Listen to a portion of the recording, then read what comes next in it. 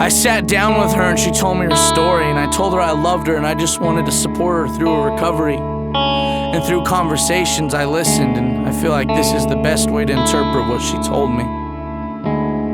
The devil found a clever way to infiltrate and bring his manipulation. A slender blonde in a cocktail dress, struggling through the intoxication brought on by the gifting of drinks, until she was ready to pay back in the bedroom, in search to appease the demons in her head on a sterile surface in the bathroom.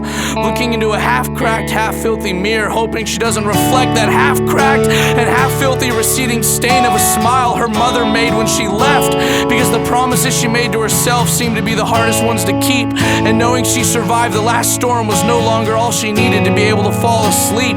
Vacant wine glasses and late night crashes, symbolic of her vessel, with no presentation at the palate, but a spirit starving for remembrance, some sort of legacy other than her occupation, cause her normal skin looked like silk but had been masked by vengeance. Baggage under her eyes, deep within her overcompensating lies, and all she saw when she gazed into the endless skies was regret from that manipulation. This life of sleeping through the static of practice for the everlasting rush she hoped for, she was somewhat ecstatic, but not for the first time, cause this was reminiscent of those times that she would have those late night drives, those moments when she would look back and say, how did I get here? Those moments when she would look at old childhood photos and say, how did that child grow up to be like this? When did I dismiss the morals that I subscribe to? I don't know what to do. And she looks at photos of her beautiful mother in her youth and is envious of that smile she had when she was 22.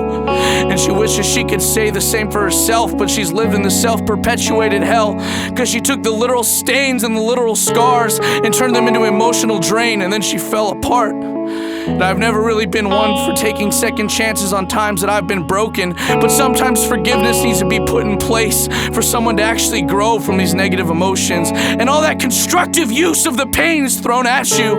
It's the only way that you can find refuge, so I'm gonna tell you this, darling. Every time you tell yourself you're not worth it, every time you tell yourself you're worthless, you're being lied to. And in that case, the liar is you.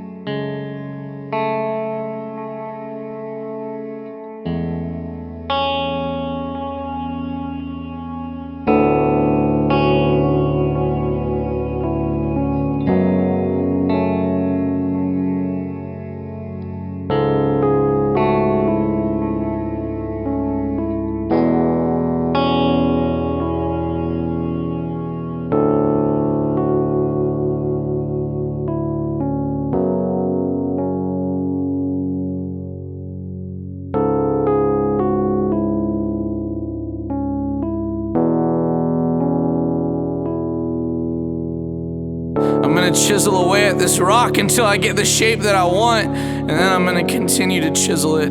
Cause that's what I do when I find myself in a new relationship. Cause I remember when this started out as mud mixed with water that turned to clay, and I watched it break and look more like the image I wanted to make. And it's pathetic, I know, but it's all anyone ever gave. Cause I was born a virgin, covered in blood and free of sin, and that's the exact shape I wanna make when I jump off this bridge. I'm tired of trying to be something that I can't be, and I'm tired of fighting for something that I can't see. I'm finding new life in every regret, and finding regrets in everything I forget. And the second I'm at peace, I'm thrown off by my need to make everything complete. Cause I'm a sucker for the rule of threes.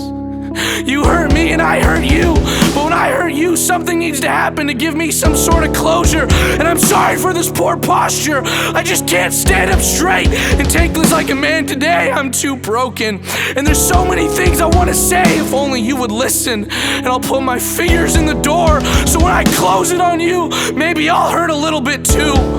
I'll put my fingers in the door, so when I close it on you, I'll hurt a little bit too.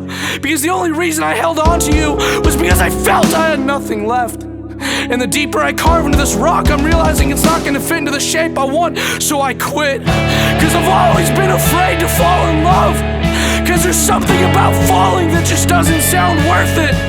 And I've said it before and I'll say it again, it was problematic dramatic at best, because you beckoned me and you lessened me, and no other love would accommodate my blindfold so easily.